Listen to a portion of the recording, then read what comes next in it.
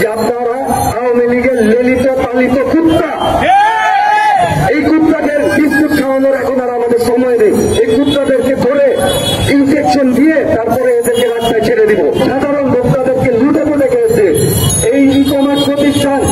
আপনারা যাদের money laundering এর একটা বড় সেক্টর, বিভিন্ন দেশে এই ই কমার্স প্রতিষ্ঠান দ্বারাই কিন্তু মানি লন্ডারিং হয়। আপনারা অন্তর্বর্তীকালীন সরকারের যারা দায়িত্বরত আছেন, আপনারা একটু ঘাটাঘাটি করেন, দরকার করলে আমাদের সাথে কথা বলেন, আমরা আপনাদেরকে সোর্স দিব। প্রত্যেকে তারা টাকা পাচার করছে, আমাদের কাছে সোর্স আছে, আমরা সামনে এগুলো নিয়ে আগাবো। আপনারা আমাদের সাথে কথা বলেন, আপনাদেরকে দেখিয়ে দিব কিভাবে তার টাকা পাচার হয়েছে।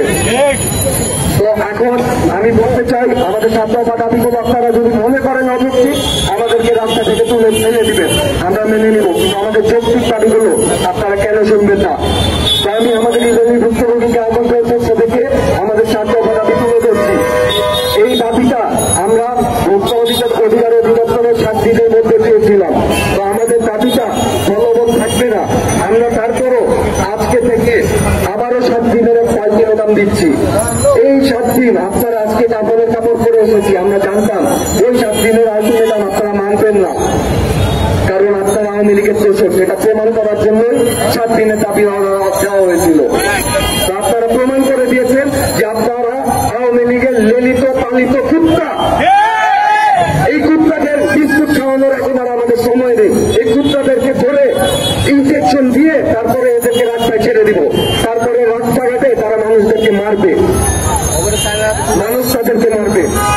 তো আমি আমাদের ছাত্র দাবিটা উপস্থাপন করছি। আবারও বলছি, আপনারা দেখেন গেটওয়ে নিয়ে কেন্দ্রায় চলছে।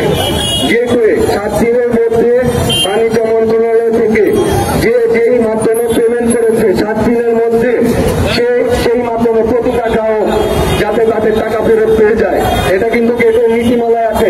আমি বলে দিচ্ছি, গেটওয়ে নীতিমালা যদি আপনারা ভঙ্গ করেন, আমরা কিন্তু হাইকোর্টের সামনেই আছি। হাইকোর্ট যেতে বেশি সময় লাগবে না। আমরা দরকার পড়লে আপনাদের বিরুদ্ধে হাইকোর্টের ব্যবস্থা নেব। কিভাবে এই কমিটিতে বসে থাকেন? এই WPS এর কে গঠন করেছে? এই WPS এর বর্তমান সরকার গঠন করেনি, সরকার গঠন করেছে। তো এই WPS হলেও আমরা তাদের চাই। ইসরায়েলের এমপি শামীমা নাসরিন এবং মোহাম্মদ রাসেল, এদেরকে দেশ থেকে নিষেধাজ্ঞা দিতে হবে। আগামী 7 দিনের মধ্যে যে সকল গ্রাহক গেটের বাইরে, যে সকল গ্রাহক অর্ডার আছে, শুধুমাত্র অর্ডার, চেক দেয়নি, রাতের চেক দেয়নি, সেই চেকগুলো তাদেরকে নতুন চেক দিতে হবে। আগামী 7 দিনের মধ্যে যারা চেক পায়নি তাদেরকে অর্ডারের ভিত্তিতে চেক দিতে হবে, এবং যারা চেক পেয়েছে তাদেরকে নতুন চেক দিতে হবে। এবং আমাদের চতুর্থ দাবি, 1 মাস সময় দিয়েছি, 1 মাস অনেক সময়। সে যদি দিতে অক্ষম হয়, আপনারা যারা অন্তর্বর্তীকালীন সরকারে আছেন, আমরা ভাই আর টাকা চাই না, আমাদের টাকার দরকার নেই। যদি সে টাকা দিতে অক্ষম হয়, তাকে আইনের আওতায় আনেন, তাকে জেলে ভরেন, আমরা শান্তি পাবো। তারপরে তার যত সম্পত্তি আছে সেই সকল সম্পত্তি বাজেয়াপ্ত করে যদি আমরা 1 টাকা পাই, এই 1 টাকা নিয়ে খুশি থাকবো। কিন্তু তাকে আগে জেলে ভরেন, সে যে কোনো সময় দেশ ত্যাগ করতে পারে। তার দেশ থেকে নিষেধাজ্ঞা অতীব জরুরি হয়ে গেছে এখন। আমাদের 5জন এরা স্বাস্থ্যবাদী উপরোক্ত দাবিগুলো মেনে রিফান্ড না দিতে, আমি যেটা বললাম, তাকে আইনের আওতায় এনে জেলে ভরতে হবে। এবং আমাদের 7ম দাবি এবং সর্বশেষ দাবি, সেটা আমরা দাবিটা বলছি, কিন্তু এই দাবিটা যদি এরকম ভাবেই হয়, তাহলে আপনাদের অবস্থা কিন্তু খারাপ হয়ে যাবে, বলে দিলাম। এটা ওপেন স্টেট বলবেন না, ওপেন আলটিমেটাম। আমাদের 7ম দাবি, এই ইসরায়েলি রিফান্ড কার্যক্রমে যারা তাকে প্রত্যক্ষ এবং পরোক্ষভাবে সহযোগিতা করছে, তাদেরকে আইনের আওতায় এনে তাদেরকে শাস্তি দিতে হবে। আমি তাদের নাম সুস্পষ্টভাবে উল্লেখ করে দিচ্ছি। তার সাথে জড়িত ছিল পলক সাহেব, ICT প্রতিমন্ত্রী পলক সাহেব, বাণিজ্য মন্ত্রণালয়ের টিপু মুন্সি, এবং বর্তমান সময় বাণিজ্য মন্ত্রণালয় ICT সেলের প্রধান, আপনারা নামটা জানেন, সাইদ আলী।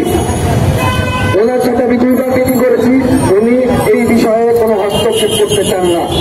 আপনারা নীতিমালা গ্রহণ করে আমরা যখন ভোক্তা অধিকারে যাই, তখন আপনারা এখন বলেন আমাদেরকে ভোক্তা অধিকারে গেটওয়ের টাকা দিতে হবে, এবং সেটা শুনানির মাধ্যমে। আপনারা কি আমাদেরকে বলতে পেরেছেন? আমরা মূর্খ হয়ে গেছি। আপনারা শুনানি গান্ধীর মাধ্যমে যদি গেটের টাকা দেন, গেটের বাইরে টাকা কবে দিবেন ভাই? এগুলোকে ভাই জানি গেটের টাকা আপনারা দিবেন ভাই, তাহলে আপনারা নীতিমালা করছেন কেন? আপনাদের বিরুদ্ধে আইনানুগ ব্যবস্থা নেওয়া হবে। আপনারা যদি গেটের টাকা সঠিকভাবে রিফান্ড না